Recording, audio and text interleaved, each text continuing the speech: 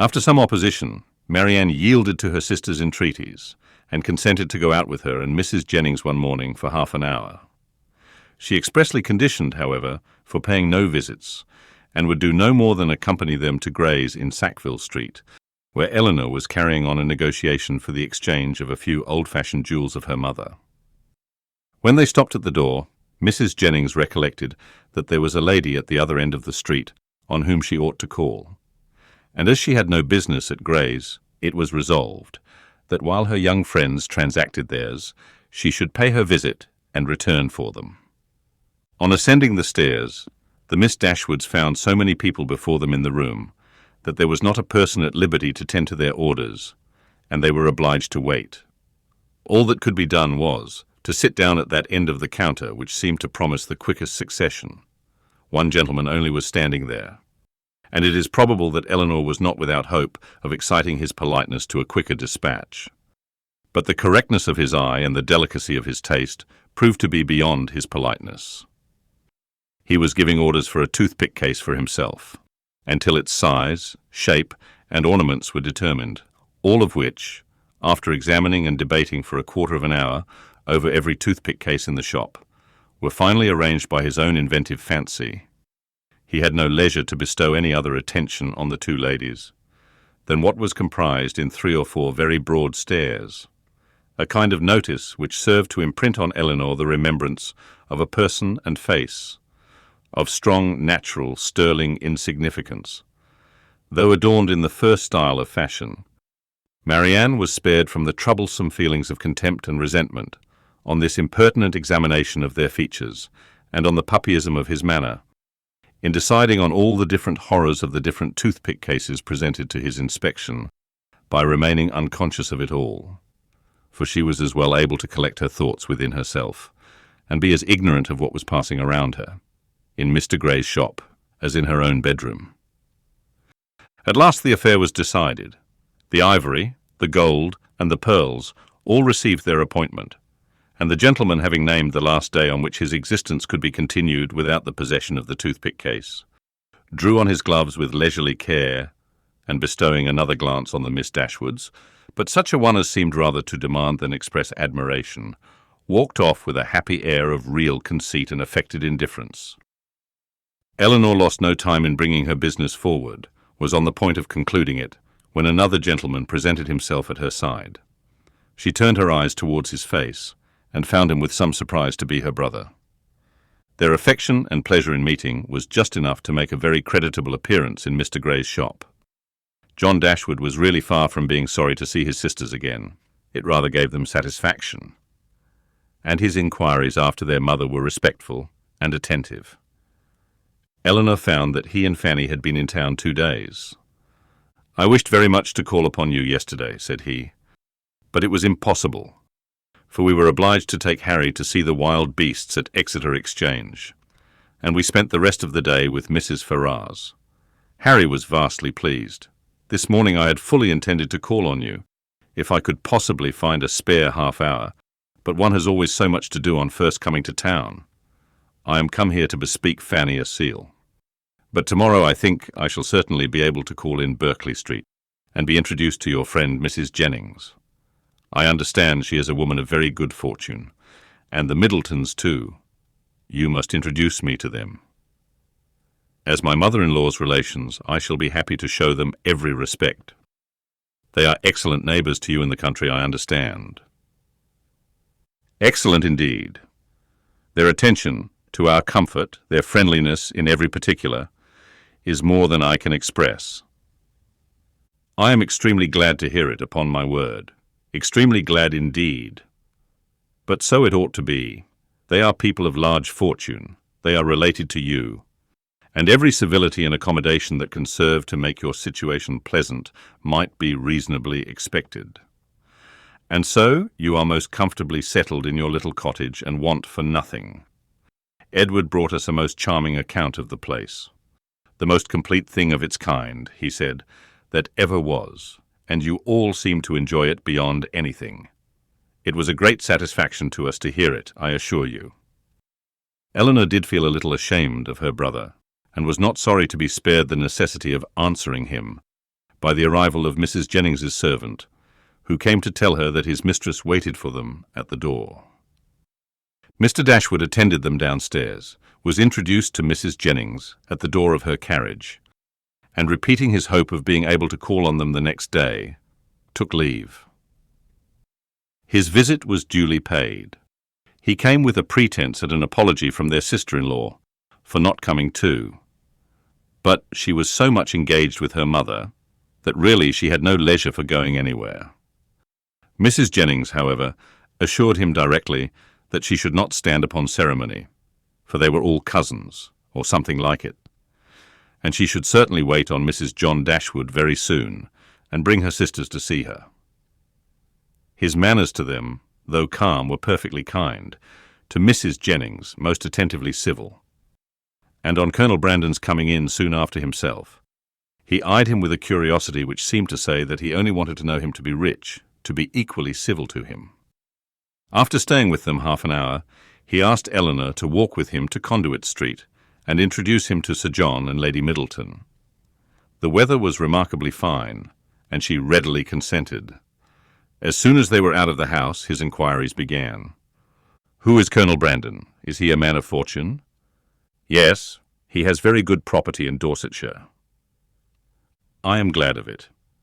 He seems a most gentlemanlike man. And I think, Elinor, I may congratulate you on the prospect of a very respectable establishment in life." "Me, brother, what do you mean?" "He likes you. I observed him narrowly, and am convinced of it. What is the amount of his fortune?" "I believe about 2,000 a year." 2,000 a year.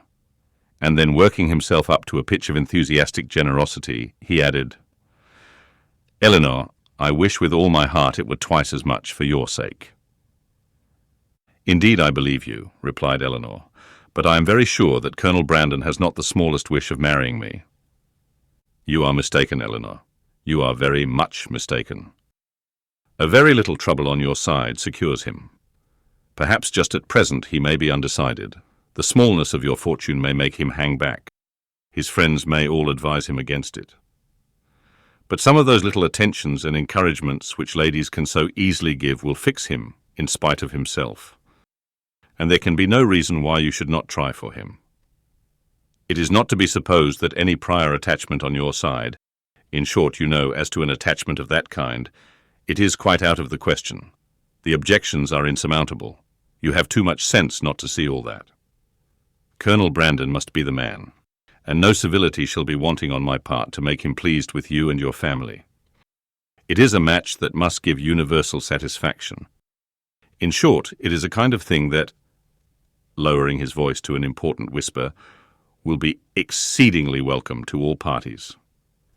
Recollecting himself, however, he added, "That is, I mean to say, your friends are all truly anxious to see you well settled. Fanny particularly, for she has your interest very much at heart, I assure you. And her mother too, Mrs. Ferrars, a very good-natured woman. I am sure it would give her great pleasure. She said as much the other day." Elinor would not vouchsafe any answer. "It would be something remarkable now," he continued, "something droll, if Fanny should have a brother and I a sister settling at the same time, and yet it is not very unlikely." "Is Mr. Edward Ferrars," said Elinor with resolution, "going to be married?" "It is not actually settled, but there is such a thing in agitation. He has a most excellent mother. Mrs. Ferrars, with the utmost liberality, will come forward and settle on him 1,000 a year, if the match takes place. The lady is the Honourable Miss Morton, only daughter of the late Lord Morton, with £30,000. A very desirable connection on both sides, and I have not a doubt of its taking place in time. 1,000 a year is a great deal for a mother to give away, to make over forever. But Mrs. Ferrars has a noble spirit. To give you another instance of her liberality, the other day, as soon as we came to town, aware that money could not be very plenty with us just now, she put banknotes into Fanny's hands, to the amount of £200, and extremely acceptable it is, for we must live at a great expense while we are here." He paused for her assent and compassion, and she forced herself to say, Your expenses both in town and country must certainly be considerable, but your income is a large one. Not so large, I dare say, as many people suppose. I do not mean to complain, however. It is undoubtedly a comfortable one, and I hope will in time be better. The enclosure of Norland Common, now carrying on, is a most serious drain, and then I have made a little purchase within this half-year. East Kingham Farm. You must remember the place, where old Gibson used to live. The land was so very desirable for me in every respect, so immediately adjoining my own property, that I felt it my duty to buy it. I could not have answered it to my conscience to let it fall into any other hands. A man must pay for his convenience, and it has cost me a vast deal of money. More than you think it really and intrinsically worth. Why, I hope not that. I might have sold it again the next day for more than I gave.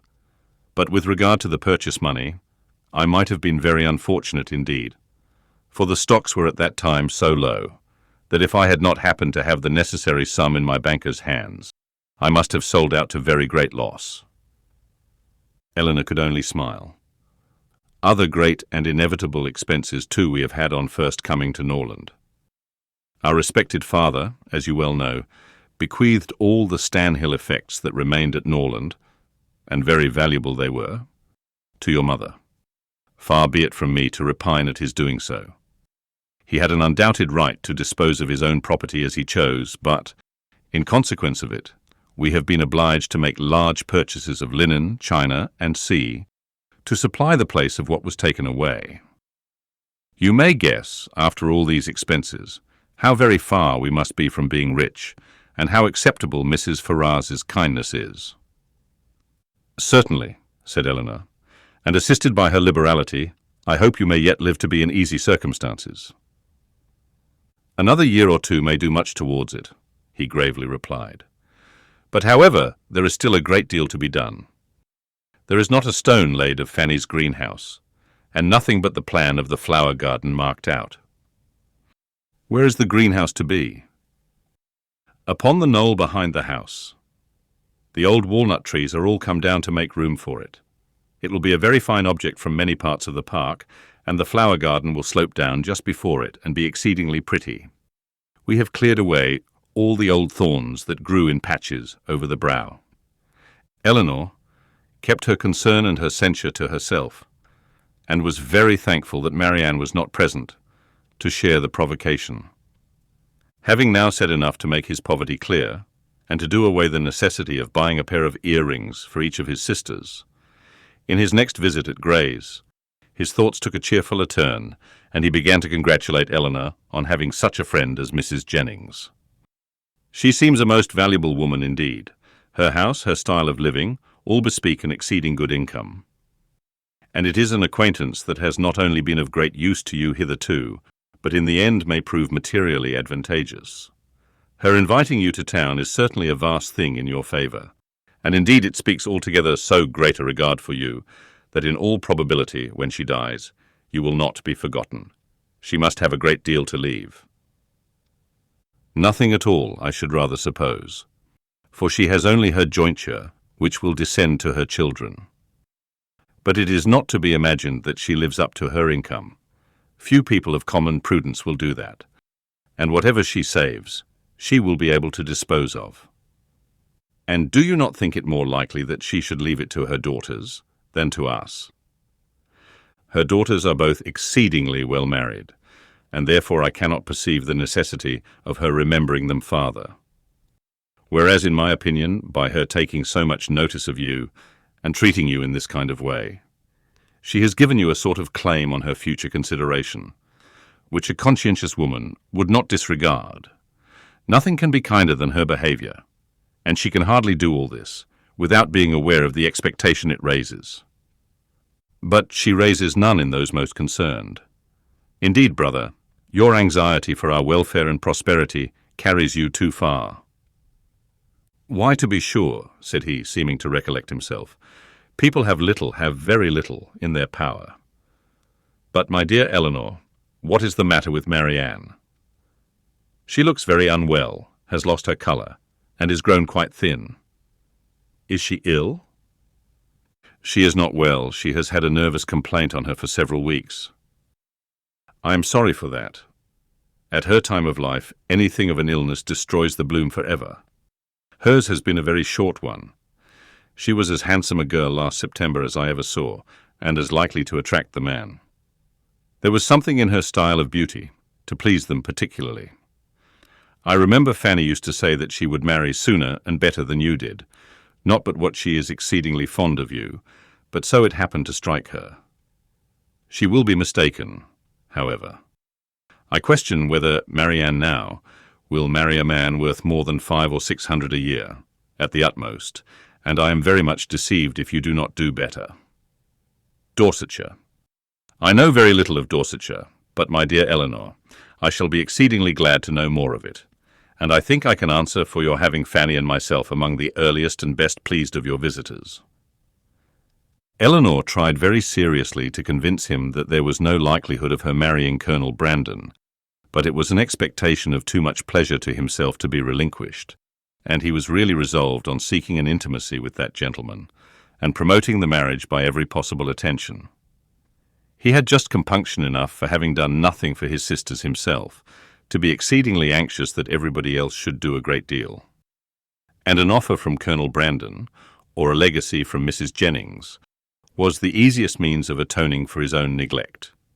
They were lucky enough to find Lady Middleton at home, and Sir John came in before their visit ended. Abundance of civilities passed on all sides. Sir John was ready to like anybody, and though Mr. Dashwood did not seem to know much about horses, he soon set him down as a very good-natured fellow, while Lady Middleton saw enough of fashion in his appearance to think his acquaintance worth having. And Mr. Dashwood went away delighted with both. "I shall have a charming account to carry to Fanny," said he, as he walked back with his sister. "Lady Middleton is really a most elegant woman, such a woman as I am sure Fanny will be glad to know. And Mrs. Jennings, too, an exceedingly well-behaved woman, though not so elegant as her daughter. Your sister need not have any scruple even of visiting her, which, to say the truth, has been a little the case, and very naturally, for we only knew that Mrs. Jennings was the widow of a man who had got all his money in a low way. And Fanny and Mrs. Ferrars were both strongly prepossessed, that neither she nor her daughters were such kind of women as Fanny would like to associate with. But now I can carry her a most satisfactory account of both.